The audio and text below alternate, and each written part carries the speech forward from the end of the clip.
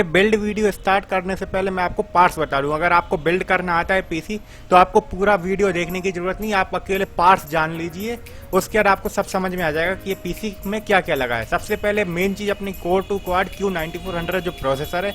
Graphic card में अपन ने use किया GT 710। इसके बाद अपन यूज कर रहे हैं इसमें HyperX Kingston की 4GB DDR3 रैम, क्योंकि अपना मदरबोर्ड जो Zebronics का G41 है वो सपोर्ट करता है 8GB, जिसमें DDR3 8GB सपोर्ट करता है। एक अपन 4GB की Kingston की यूज करेंगे, एक अपन कोई सी भी कंपनी की लोकल या चाइनीज कंपनी की आप 2GB की रैम यूज कर सकते हो। इसमें अपन SSD लगाएंगे हार्ड डिस्क की जगह। और पावर सप्लाई में अपन यूज कर रहे हैं Zebronics की 500 रुपए की 450 वाट की पावर सप्लाई।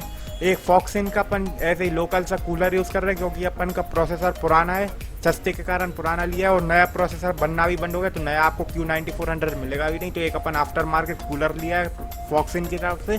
कैबिनेट आपकी चॉइस है, तो आप कैबिनेट कोई सा भी खरीद सकते हैं। इन सब की टोटल प्राइस आपकी होनी चाहिए 11,500 रुपये। ठीक है, तो इस वीडियो में अपन पीसी बिल्ड करने वाले हैं, और ये बेल्ट जो मैं पहना हुआ है आपको भी पहनना चाहिए। इसको अपन स्टैटिक बेल्ट कहते हैं। इससे क्या होता है कि अपने बॉडी के अंदर जो स्टैटिक चार्ज होता है वो अपने पीसी कंपोनेंट्स को खराब नहीं करता। एक स्टैटिक मैट भी आता है, वो यूज़ कर सकते हैं, या फिर ज़्यादा सी हो तो आप ज़मीन पे खड़े रहो तो आपकी स्टैटिक इलेक्ट्रिसिटी ज़मीन पे चली जाएगी, तो कंपोनेंट्स खराब नहीं होंगे। और इसके बाद आपको करना क्या है, जो आपने कैबिनेट चूज़ किया हुआ है, कैबिनेट की चॉइस आप पे रहती है। कंपोनेंट्स में बताऊंगा कि आप 12,000 में आप इस पीसी को कैसे बनाओगे।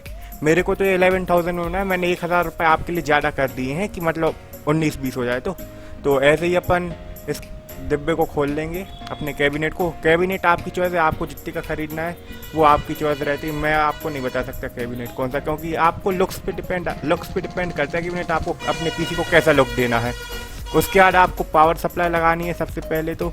लेकिन एक चीज़ ध्यान रखिए, आप जितने भी स्क्रू खोलोगे ना, आपको सब कुछ आपको अपने कोई ट्रे में रखना है या फिर किसी डिब्बी में रखने हैं कि वो गुम ना जाए। अगर वो गुम गए ना तो आपके लिए फिर वो बहुत दिक्कत हो जाएगी, क्योंकि उनका मिलना आपको फिर मार्केट वगैरह जाना पड़ेगा। उतना सिर दर्द कौन पाले, इससे अच्छा एक डिब्बी में रखो। अब आप देख सकते हो कि यहाँ मेरे कैबिनेट में ऊपर लगेगी, कुछ कैबिनेट्स में नीचे साइड लगती है पावर सप्लाई, इसमें ऊपर लग रही है। तो आपको इस टाइप से पावर सप्लाई डालनी है, और आपको देखना है कि चारों, अगर आप उल्टी डालोगे तो आपको बताऊं मैं, जो 4 होल्स हैं ना वो मैच नहीं करेंगे। आपको देखना है कैसे में मैच कर रहे हो। जैसे में आपके चारों होल्स मैच करें वैसे में आपको पावर सप्लाई लगा देनी है। इस टाइप से सबसे पहले आप स्क्रू ड्राइवर से, अगर आप एक जन बना रहे हो ना अकेले, तो आप स्क्रू ड्राइवर से नहीं कस पाओगे। पहले ही आपको हाथ से ही आपको पावर सप्लाई का नट धीरे से कसना है, उसके बाद चारों नट एक वो पावर सप्लाई में सट जाएगी। उसके बाद आपको स्क्रू ड्राइवर से चारों नट कस लेना है। तो इसको मैं जल्दी से फास्ट फॉरवर्ड करके बता देता हूँ। और इस अपन पीसी वर्ल्ड में अपन प्रोसेसर यूज करने वाले Q9400 कोर 2 क्वाड। ये अपना एक क्वाड कोर प्रोसेसर है, इसमें 4 कोर 4 थ्रेड आपको देखने मिलते हैं। और इसकी अपन सिंपल सी बात करें तो कोर i3 जितनी जो आज का अपना कोर i3 है ना, जो 9000 का आता है, उतनी परफॉर्मेंस दे देता है। मैंने ये इसलिए चूज़ किया क्योंकि ये आपको अभी मार्केट में पुराना 1,500 रुपये का देखने मिल जाएगा, और 1,500 रुपये में आपको 9000 के प्रोसेसर जितनी परफॉर्मेंस मिल रही, तो उसको जल्दी से अपन को छीन लेना चाहिए। तो इसी के साथ अपन मदरबोर्ड की अनबॉक्सिंग करते हैं, और आपको कुछ इस टाइप का मदरबोर्ड यूज, मतलब इस टाइप की पैकिंग में इस टाइप का सामान आपको मदरबोर्ड में देखने मिलेगा। ये अपन ने इसमें यूज़ किया है Zebronics का G41। और कोई सी Zebronics के अलावा और कोई सी कंपनी लोगे तो हो सकता है उसमें थोड़ी बहुत दिक्कत रहती है, बायोस वगैरह में दिक्कत रहती है, और बहुत सारी दिक्कत रहती है। मैंने भी बहुत सारे G41 से G31 मदरबोर्ड यूज़ किए हैं, मुझे बेस्ट Zebronics का लगा, इसलिए आप Zebronics ही लें। तो अपन इस टाइप का आपको मैनुअल वगैरह मिलेगा। आपको यूज़र मैनुअल मदरबोर्ड का पढ़ना है, ये कोई होमवर्क नहीं देती कंपनी, आपको ये पढ़ना चाहिए, आपको जानना चाहिए कि आपके मदरबोर्ड में क्या क्या चीज़ें और आप उससे क्या क्या कर सकते हो, आप उसको किस टाइप से छेड़ सकते हो और उसमें क्या क्या अच्छी परफॉर्मेंस कर सकते हो। तो अपन को ये मदरबोर्ड ऐसे उठा देखना है, और इसके बाद आपको मदरबोर्ड इस पन्नी में मिलेगा। ये पन्नी भी अपन की इसलिए लगाई रहती है अलग टाइप की, मतलब अलग टाइप की रहती है, पॉलीथीन अपनी नॉर्मल नहीं रहती। ये भी स्टैटिक इलेक्ट्रिसिटी से अपने इलेक्ट्रॉनिक्स कंपोनेंट्स को बचाने के लिए लगाई रहती है। और आपको इस टाइप से बहुत ध्यान से जो नीचे फॉर्म है ना, उस पर हाथ रख के मदरबोर्ड निकालना है। आपको मदरबोर्ड ऐसे हाथ मार के नहीं निकालना, बहुत आराम से निकालना है। इन सब चीज़ों से आराम से काम लिया जाता है। उसके बाद ये अपना Q9400 प्रोसेसर है, आपको इस टाइप से इसके दोनों कोने पकड़ना है उंगलियों से, और बहुत ही आराम से, आपको पिंस टच नहीं करनी है इसकी, ठीक, बिना पिंस टच करे आपको रखना है इस पे मदरबोर्ड पे। वैसे तो मैं बताऊँ, मैं सब कर चुका, पिंस भी बहुत अच्छे से टच कर चुका हूँ, मदरबोर्ड भी बहुत पकड़े हैं मैंने, लेकिन मैं आपको बता रहा हूँ, अब मेरा सामान खराब होगा तो मेरी दिक्कत है, वो आपका सामान खराब होगा तो आपकी दिक्कत है, लेकिन फिर भी सेफ्टी रहनी चाहिए, सामान खराब ना हो। अपना इलेक्ट्रॉनिक्स कंपोनेंट बहुत डेलिकेट चीज़ें होती हैं। प्रोसेसर रखने की बहुत मतलब ध्यान से आप सुन लीजिए, प्रोसेसर कैसे रखना है। प्रोसेसर पे एक गोल्डन कलर का ट्रायंगल बना होगा, उस ट्रायंगल को आपको अलाइन करना है आपके मदरबोर्ड के ट्रायंगल पे। आप देख ही सकते हैं जो गोल्डन कलर का ट्रायंगल बना हुआ है, जैसे कि मैं बता रहा हूँ, इस ट्रायंगल को आपको मदरबोर्ड के ट्रायंगल से अलाइन करके रखना है। इस टाइप से आप अलाइन करोगे और इसके बाद रखोगे इसको। अगर आप अलाइन नहीं करते हो, आप उल्टा सीधा रखोगे तो प्रोसेसर अंदर रखाएगा ही नहीं, तो आप कभी गलत तो रख ही नहीं सकते। आप ये सोचते हो कि यार मैं गलत रख दिया मैंने प्रोसेसर तो वो ख़राब हो जाएगा, ऐसा नहीं है। और आप जैसे ही प्रोसेसर रख के आप अपनी पिन वापस लगाओगे, आपका ऊपर मदरबोर्ड के प्रोसेसर का ढक्कन अपने आप उचक के बाहर आ जाएगा, उसको आपको संभाल के रख लेना है। कभी आपका मदरबोर्ड वारंटी के अंदर वापस जाता है कंपनी सर्विस सेंटर, तो आपको लगा के भेजना पड़ेगा। क्या है कि अपने प्रोसेसर पुराना यूज़ किया तो इसके साथ अपना इंटेल का कूलर नहीं आया है, तो मैंने एक ये आफ्टर मार्केट कूलर फॉक्सिन की तरफ से आता है, चाइनीज़ कंपनी है कोई, पता नहीं, ज़ेब्रॉनिक जैसी तो नहीं है, लेकिन फिर भी यही मिल रहा था मेरे को, 150 रुपये का मिल रहा था, सस्ता मिल रहा था, तो मैंने ये ले लिया। तो इस टाइप का आपको कूलर लेना है। इसके अंदर आपको थर्मल पेस्ट मिलेगा, क्योंकि आपके पास थर्मल पेस्ट नहीं होगा, लेकिन मैं उस थर्मल पेस्ट को यूज़ नहीं करूँगा। मेरे पास इससे बहुत हाई क्वालिटी का थर्मल पेस्ट है, मैं इसको यूज़ करूँगा। इसकी लिंक मैं डिस्क्रिप्शन में दे दूँगा, अगर आपको इसको यूज़ करना है इसको यूज़ करो, बाकी उसका भी यूज़ कर सकते हो। वो थोड़ा बेकार क्वालिटी का रहता है, वो मतलब ज़्यादा अच्छी क्वालिटी का थर्मल पेस्ट नहीं रहता। ये अपने फ़ैन इंटेल जैसा नहीं है, तो इसमें नीचे बैक प्लेट लगती है इस वाले फ़ैन में, तो आपको ऐसे बैक प्लेट लेनी है और मदरबोर्ड को बैक प्लेट लेनी है और मदरबोर्ड के पीछे लगानी है। जो अपने आपको 4 होल्स दिखेंगे सीपीयू फैन के लिए, आप देख सकते हैं, मैं जैसे दिखा रहा हूँ, आपको उन 4 होल्स पे ऐसे इसको लगा देना है। और इसके जो नट्स है ना, जहाँ नट्स कैसे जाएंगे आपके मदरबोर्ड के ऊपर आ जाएंगे, उसके ऊपर अपन फैन रख देंगे। तो इस टाइप से आपको अलाइन करके रखना है। मैं ऐसी एक एक चीज़ इसलिए आपको समझा रहा हूँ क्योंकि आप हो सकता है पीसी पहली बार बना रहे हो। अगर आप पीसी पहली बार नहीं बना रहे हो, आप बना चुके हो, तो आप ये वीडियो देखने की ज़रूरत नहीं है। आपको उस पार्ट्स में आपको पता ही कि GT 710 वगैरह यूज़ कर रहे हैं, वो आपको लेने हैं और उससे बना लेना है। अगर आप पीसी पहली बार बना रहे हो तो आपको ये वीडियो पूरा बिना स्किप करे देखने की ज़रूरत है, क्योंकि आपसे कोई सी भी गलती होगी आपका पीसी ख़राब हो जाएगा, मतलब आपका मदरबोर्ड कुछ ख़राब हो सकता है, इसलिए आप पूरा आराम से देखिए। और इस टाइप से आपको एक चने बराबर आपको थर्मल पेस्ट डाल देना है। आपको अगर जो आपके साथ पंखे के साथ है वो तो पूरा डलेगा, और मेरा जो थर्मल पेस्ट है चने बराबर डलता है, तो मैंने इतना डाल दिया है। तो इसके बाद आपको फैन के पीछे साफ़ कर लेना है कि उसके पीछे बिल्कुल धूल ना लगी हो। ऐसे कपड़े से, कोई से भी अच्छे से साफ़ कपड़े से, गंदे कपड़े से मत करिए, जाहिर सी बात है। उसके बाद आपको फैन को अलाइन करके रख देना है। जो उसके 4 नट आए हैं ना, मतलब जो अपन ने उसकी बैक प्लेट लगाई है, उसी बैक प्लेट के जो 4 ऊपर आ गए हैं उनसे अलाइन करके रखना है। और इसके बाद आपको इसको स्क्रू से टाइट कर लेना है। तो मैं जल्दी से आपको बता देता हूँ स्क्रू से टाइट करके। यहाँ एक मैं टिप देना चाहता हूँ आपको, आप बहुत आराम से इस फैन को लगा लोगे। हो सकता है आपसे दिक्कत हो, फैन बार बार लगे ना आपसे। आपको सबसे पहले दोनों साइड वाले स्क्रू कसने, मतलब आपको ऐसे समझ रहे हो ना आप, उल्टे स्क्रू कसने। जैसे कि आपने एक राइट का कर लिया है तो उसके बाद दूसरी साइड ले जाके करना है, जैसा कि मैं वीडियो में बता भी रहा हूँ। अगर आप दोनों एक ही साइड के 2 स्क्रू कसोगे तो दूसरी साइड से वो उठ जाएगा पंखा।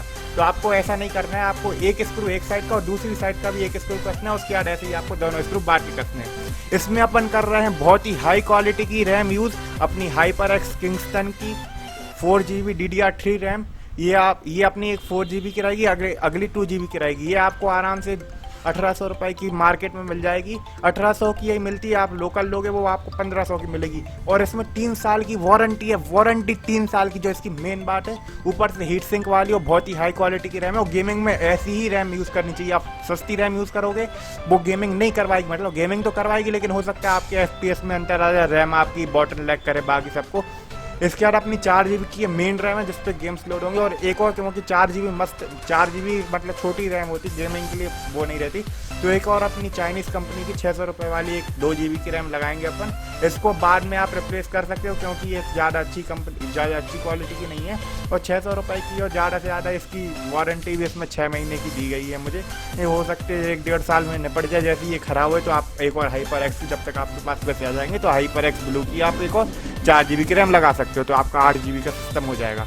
इसके बाद आपको यहाँ दिख रहा होगा CPU फैन का हेडर, तो आपको ये CPU फैन की जो वायर आई है उसको आपको लगा देना है। ये भी आप उल्टा नहीं लगा सकते क्योंकि ये भी उल्टा कोई, आप एक चीज़ समझ लो, आप सोचो बाई चांस मैंने कनेक्शन उल्टे कर दिए तो यार कुछ खराब हो जाएगा, सब कुछ खराब हो जाएगा। हाँ, बात तो सही है, अगर कनेक्शन उल्टे करोगे तो कुछ ना कुछ तो खराब होएगा ही। लेकिन एक चीज़ है, आप कनेक्शन उल्टे किसी चीज़ के कर ही नहीं सकते, क्योंकि हर चीज़ सेफ्टी के साथ रहती है मदरबोर्ड में और अपने हर चीज़ की। और आप देख सकते हो एक मतलब जो CPU फैन का हेडर है, आप जब आपके पास मदरबोर्ड आएगा तो आप देखोगे कि वो हेडर उल्टा लगाया ही नहीं जा सकता, क्योंकि उसमें पिन रहती है और पिन एक ही साइड पे जाती है, दूसरी साइड नहीं जाती है। इस टाइप से उसके बाद केबल मैनेज अपन यहीं से कर ले रहे हैं। आपको जो इतना वायर लटक रहा है ना, ये अपने पंखे में जाके वापस घल ना जाए, वहीं बीट ना जाए, पंखा रुक ना जाए अपना। तो इसलिए आपको एक केबल मैनेज करने के लिए जो अपने पंखे के साथ ही आप PC खरीदोगे तो आपके कोई PSU के वायर के साथ जो आपका वायर आया होगा ना, इसको ही आपको ऐसे लपेट लेना है कि अपना जो पंखे का वायर है वो एक साइड हो जाए, अपने पंखे में जाके वापस ना बीत जाए। उसके बाद आपको ये ऐसे रख लेना है। उसके बाद आपका एक टाइप से कंप्यूटर कंप्लीट है। भले ही अपन इसको अभी ऐसे चला नहीं सकते, लेकिन आपका एक टाइप से पूरा PC कंप्लीट है। आपके सारे रैम, प्रोसेसर, पंखा वगैरह सब इंस्टॉल हो गया है। अभी आयु शील्ड है जो आपके मदरबोर्ड के साथ मिलेगी। अगर आप इसको लगाना भूल गए अपने कैबिनेट में, तो इसको लगाना अगर भूल गए तो आपको सही में लिटरली यहीं से वापस स्टार्ट करना पड़ेगा, क्योंकि बिना आयु शील्ड लगाने के लिए आपको मदरबोर्ड वापस निकालना पड़ेगा। तो ये बहुत ही ध्यान से आप यहाँ सुन लो, आयु शील्ड लगानी है कैबिनेट में मदरबोर्ड इंस्टॉल करने से पहले। अगर आपने नहीं लगाई तो आपको बिल्कुल यहीं से वापस स्टार्ट करना पड़ेगा सारा प्रोसेस, वो बहुत बड़ा सिर दर्द हो जाएगा आपके लिए। तो आपको ऐसे आयो शील्ड लगानी है। आयो शील्ड लगाने का एक सिंपल सी चीज़ है, जो आपके आयो शील्ड में नीचे 3 होल होंगे, या तो 3 या फिर 6 तो अपन इस PC में होंगे नहीं, बड़े मदरबोर्ड में 6 ऑडियो के 7.1 ऑडियो सोल्यूशन रहता है, तो उनमें 6 होल रहते हैं। तो 6 होल और 3 होल वाले साइड नीचे आएगी और अपनी बाकी USB सब कुछ VGA वगैरह सब ऊपर आएगा। अब इसके बाद आपको अपना मदरबोर्ड लेना है किसी भी बड़ी चीज़ के लिए, जैसे कि मैं तो CPU फैन से पकड़ के इसको नीचे लगा दे रहा। आपको ऐसे इसको CPU फैन से पकड़ना है और इसको बड़ी आराम से अलाइन करना है आयो शील्ड के, मतलब जो सारे पोर्ट है ना वो अपने आयो शील्ड के उस पर आ जाए। जैसे ही आप अलाइन करोगे, अलाइन आपको थोड़ा हो सकता है हल्का सा टाइम लगे, आपके कैबिनेट पे भी डिपेंड करता है कि आपका कैबिनेट कितनी रद्दी क्वालिटी का है, तो उतना वो मतलब स्क्रू मैच ना कर रहे हो। तो थोड़ा सा आप अलाइन करो इसको। तो उसके बाद अलाइन करने के बाद आपका मदरबोर्ड बढ़िया, आपके सारे पोर्ट्स पीछे आ जाएंगे। उसके बाद आपको सारे स्क्रू कस लेने हैं। तो आप देख सकते हैं मुझे थोड़ी अलाइनमेंट में प्रॉब्लम हो रही, क्योंकि अपनी जो कैबिनेट है उसमें थोड़े स्क्रू बेकार तरीके से दिए गए हैं। अब मैंने इसको अलाइन कर लिया है। अब अपन को जल्दी से इसके सारे स्क्रू कस लेने हैं। तो आप देख सकते हैं जो कैबिनेट के साथ आपको स्क्रू मिलेंगे, मदरबोर्ड के साथ स्क्रूज नहीं आते। आप नया कैबिनेट खरीदोगे तो उसके साथ मिलेंगे, पुराने कैबिनेट जिससे खरीदोगे तो उससे आपको छुड़ाने पड़ेंगे स्क्रू कि भैया तुम अपने कैबिनेट के स्क्रू दो। तो आपको ऐसे एक एक स्क्रू हाथ से डालना है। अगर आपके पास मैग्नेटिक स्क्रू ड्राइवर है तो मेरे पास तो, लेकिन मैं आपको करके नहीं बता रहा क्योंकि सबके पास मैग्नेटिक स्क्रू ड्राइवर नहीं होता, इसलिए मैं ऐसे आपको मैनुअल मेथड बता रहा हूँ कि कैसे करते हैं। पहले आपको एक एक स्क्रू डालना है ऐसे होल्स में, उसके बाद आपको पेंचकस से कस लेना है। यही सिंपल सी चीज़ है यार, हर स्क्रू कसने का यही मेथड रहता है। छोटी छोटी चीज़ें बताना ज़रूरी नहीं होती, फिर भी मैं बता रहा हूँ कि बिल्कुल आपसे कोई गलती ना हो जाए।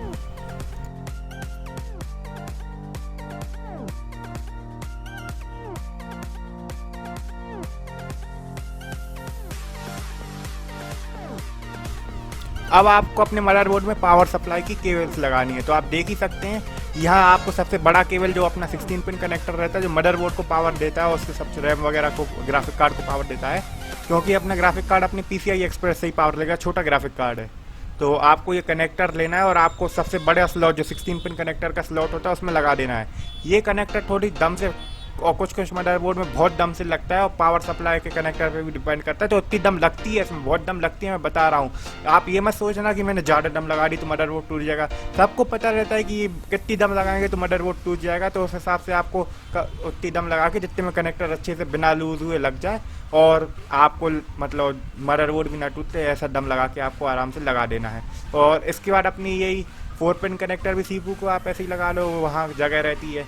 और उसके बाद आपको ये जो फ्रंट पैनल के ऑडियो और USB के कनेक्टर रहते हैं, इनको भी इसी टाइप से लगा लेना है। वहाँ मदरबोर्ड पे आपके लिखा होगा USB का कौन सा है, ऑडियो का कौन सा है, और दोनों एक, हर कनेक्टर एक ही चीज़ में रहता है।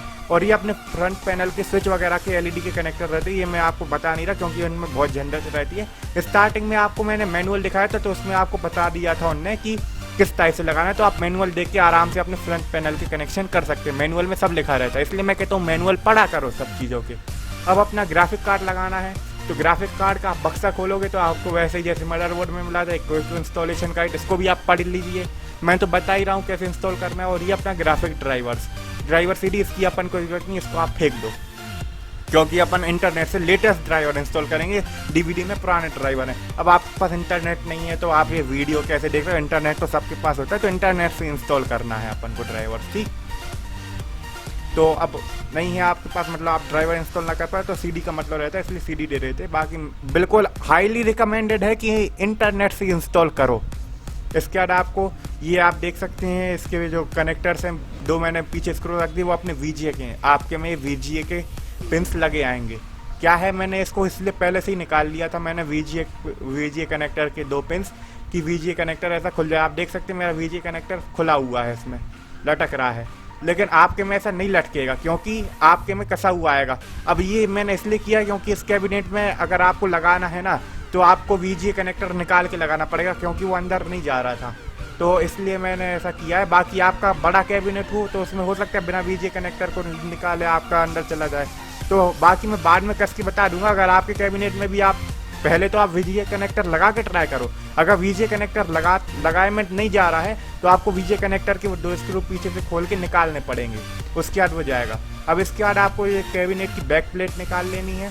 इसमें एक सिंगल स्क्रू लगा होगा, या फिर 4 आपका महंगा कैबिनेट है तो चारों में 4 स्क्रू लगे होंगे, इनको आपको निकाल लेना है।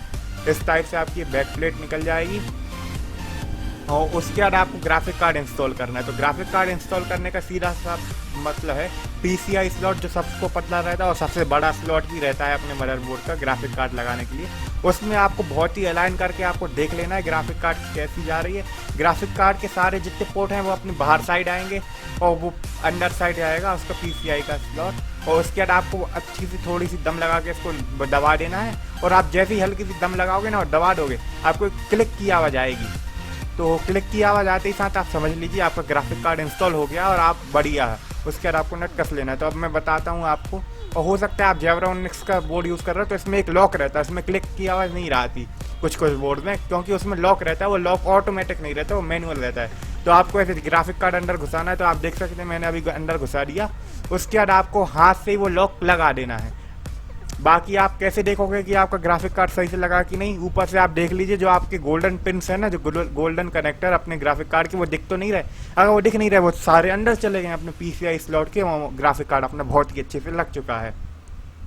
इसके बाद आपको अपना VGA कनेक्टर लेना है। अगर आपने निकाला हो, अगर आपका बिना VGA कनेक्टर निकाले आपका ग्राफिक कार्ड बोर्ड के अंदर, मतलब अपने कैबिनेट के अंदर ना जा रहा है, तो ये प्रोसेस करनी। अगर आपका बिना VGA कनेक्टर निकाले लगे में ही चला गया तो आपको ये प्रोसेस करने की जरूरत नहीं, आप इसको स्किप कर दीजिए।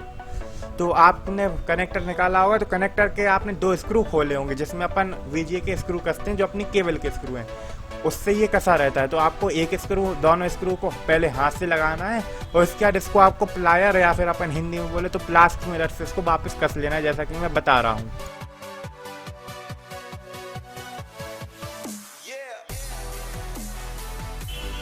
अब आपने जो अपने मदरबोर्ड का पैनल निकाला था उसको आपको वापस कस लेना है। लेकिन एक चीज़ ध्यान रखिए, इस बार आपको 2 स्क्रू लगाने पड़ेंगे। एक ग्राफिक कार्ड के लिए स्क्रू लगाना पड़ेगा जो आपके कैबिनेट के साथ पहले से ही आया होगा, मतलब कैबिनेट के सारे स्क्रू के साथ रखा ही होगा वो। और एक अपना पहला स्क्रू जो अपन ने निकाला था। अब आपका PC कंप्लीट है। अब एक ही चीज़ करनी है अपन को, हार्ड डिस्क लगानी है। हार्ड डिस्क इसमें अपन लगा नहीं थे क्योंकि हार्ड डिस्क परफॉर्मेंस बहुत ज़्यादा कम कर देती है, वो स्टोरेज के लिए सही है। विंडोज़ अपन को SSD पे इंस्टॉल करनी है, इसलिए पहले SSD लगाएंगे। क्योंकि अगर हार्ड डिस्क आप लगाते हो उस पर विंडोज़ इंस्टॉल करते हो, फिर हार्ड डिस्क के SSD पे विंडोज़ आपका OS ट्रांसफ़र करना बहुत ज़्यादा झंझट वाला काम हो सकता है। वो ट्रांसफ़र हो ही ना, आपका बार बार क्रैश होता रहा और करप्ट हो जाए वो, तो फिर आपका सारा डाटा चला जाएगा। इसलिए पहले SSD लगाओ, उसके बाद हार्ड डिस्क लगाओ। SSD जब भर जाए तो SSD भर जाए तो जब तक तो बहुत टाइम लगेगा, तो उसके बाद आप अब हार्ड डिस्क के पैसे आ ही जाएंगे। बराबर 380 GB की हार्ड डिस्क आएगी, उतने पैसे में ही उतने में 120 GB की हार्ड डिस्क, 120 GB की SSD आ जाएगी। अपना PC बन चुका है, आप बढ़िया अपन इसको चला सकते हैं, लेकिन अभी चला नहीं सकते क्योंकि इसमें विंडोज़ नहीं है और इंटरनेट की कोई जुगाड़ नहीं है। वो मैं अब आपको बता ही रहा हूँ। सबसे पहले आपने जैसे कि ढक्कन खोला था कैबिनेट का, वैसे ही आपको इस ढक्कन को वापस लगाना और पीछे के 2 थंब स्क्रू कस लेने। थंब स्क्रू आपके में नहीं है, स्क्रू कस लेने जो स्क्रू इसके साथ आए होंगे। अब इसके बाद आपको विंडोज़ इंस्टॉल करनी है। विंडोज़ इंस्टॉल कैसे करें? उसके लिए आपको अपने कोई कंप्यूटर जो आपके पास पहले से ही चालू है उस पर आपको टाइप करना है डाउनलोड विंडोज़ गूगल क्रोम पे या फिर कोई से भी वेब ब्राउज़र पे। आपको माइक्रोसॉफ्ट की पहली वेबसाइट मिलेगी, वो वहाँ आपको टूल देगा, वो टूल डाउनलोड करो। टूल डाउनलोड करने के बाद आपको बोलेगा एक पेन ड्राइव या सीडी में, तो मैं रिकमेंड करता हूँ पेन ड्राइव लगाओ। पेन ड्राइव में वो विंडोज़ डालेगा, उसके बाद उस पेन ड्राइव से आप इसमें विंडोज़ इंस्टॉल कर सकते हैं। मैंने इस पेन ड्राइव में पहले ही से विंडोज़ इंस्टॉल कर रखी है, मतलब पहले से ही विंडोज़ डाउनलोड कर रखी है, तो मैं इससे लगा दूंगा। अब मैं एक वीडियो बना भी दूंगा विंडोज़ कैसे इंस्टॉल करनी है। तो अपन जल्दी से इस वीडियो को यहीं समाप्त करते हैं। धन्यवाद देखने के लिए इस वीडियो को।